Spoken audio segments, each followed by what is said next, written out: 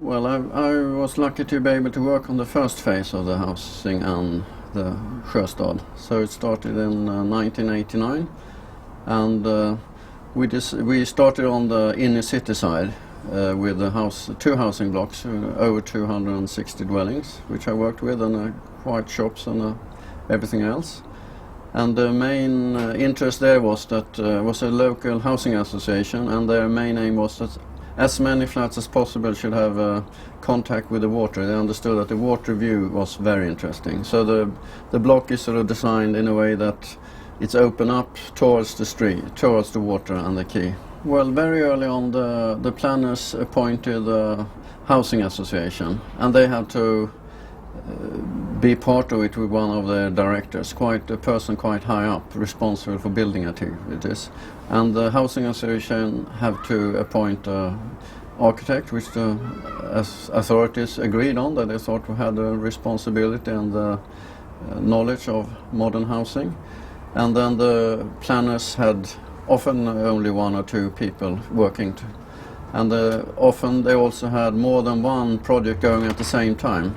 In the beginning there were only two projects, but in later phases maybe there was many as 7 or 8 or 10 projects going at the same time. So there were 8 or 10 architects and 8 and 10 clients, and sort of one or two of the planners. And the planners had backup with other consultants with economy and landscaping and stuff like that. But we all worked very much together. The benefit is that the housing association and we as architects could design the plan very much, and the benefit for the local authorities was that they didn't sort of very strongly decide what everyone should do, because it was a lot of involvement. There was a big that everyone favored on it, and the actual plan was a lot drawn physically, the formal plan of what we already designed. So in that case, I think everyone really agreed there was a very good collaboration. I mean, I think there was a lot of benefits that you got to know each other. You know, the architects are having another block. You know, the planners, the clients know each other. They meet a lot. They could discuss sort of what prices they should have. They could discuss where to buy the windows cheaply. They could discuss a lot of questions. And of course, if there was problems, you could always go back to the planners and ask for help. If something went terribly wrong, you could always know who to ask and who to get help. And I think the architects helps each other too about sort of, if you see a problem, you could tell them, "Hey, that flat doesn't really work. I know it's beautiful, but the disabled will protest too much. You haven't got the right space for wheelchairs," and which is quite uncommon. But I think I didn't think we felt that we were competing, because there were commissions for all of us, and if we did a good job, the clients would say, "I mean, I used that architect. He seemed to be a reasonable guy when he worked with someone else." I think they were all, and I think also the clients had a lot to gain from this collaboration. The environmental side of the project, I think, is quite a lot to do with the politicians. I think the politicians they see the sort of problem and the issues before the rest of us often.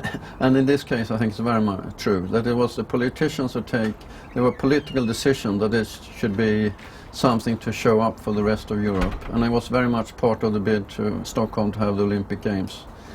So the politicians decided that we should be better than other countries in environmental issues. Our housing clients agreed to work with this, but they didn't think that they could have a higher price or have a higher rent because of the environmental issues. So I think there was a sort of general interest, but I think a lot of the credit should go to the Stockholm authorities and the people they employed, who they had a lot of seminars and discussions to make this happen. The Stockholm authorities also had a competition, which our firm was lucky. We had both the first and the third prize in that competition, the best building. And there were no small prize money. There were 500,000 pounds as a first prize, and this block here got a second prize for 200,000 pounds. And that's for that money they used to have solar cells and some other investments in energy issues. Stockholm City owned all the land and they sold it to the housing association. I think the ownership is very important, that you have a stronger position if you own the land. You're more responsible for the planning. And because the city could sell land, they also got quite a lot of money. And money they used for infrastructure. They bought the tram, which is very important. They have money for a ferry over the canal. They have money so they could build schools and preschools, and it's also a very nice high standard of the landscaping and the pavements and very good detailed work, which the town is responsible, and they couldn't have done it if they couldn't sell the land. The housing association, of course, want to make a profit or don't lose a lot of money anyway, so they want as much area for flats as possible. But they also wanted the prices for at least the apartment that you sell, they want to price as high as in the inner city. So previously the price in the inner city maybe was £5,000 per square meter if you want to buy a flat. And the other side of the canal, this side of the canal, the price maybe was £2,000 per square meter. It was an incredibly big difference.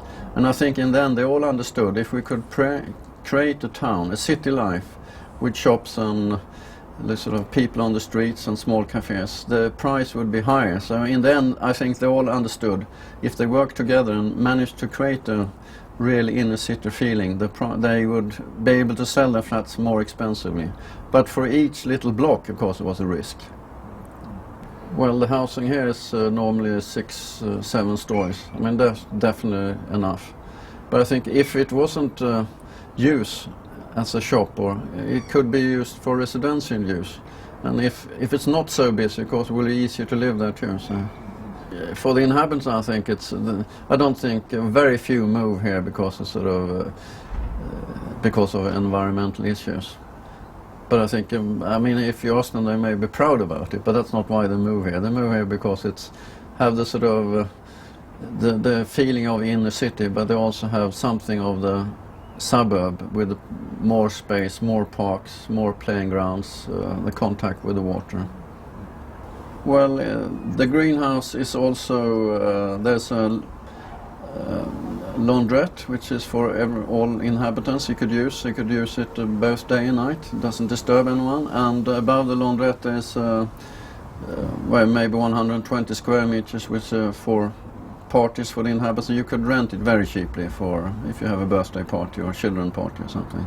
And they could use the greenhouse too in that respect, have drinks and stuff in it. So there are a few communal facilities in this block. So they wanted me to come up with ideas that the people would stay longer. And I had ideas like we had designed flats where the inhabitants could choose where they should have the internal walls. You could choose, if you have 100 square meters, you could choose if it was 4-bedroom flat or 1-bedroom flat with an extremely big, large bedroom. But that was never possible in reality, because no one wanted to write a contract 2 years before they moved in, because they have to build it. So then I came up with the idea that we should have private small gardens or allotments in the courtyard.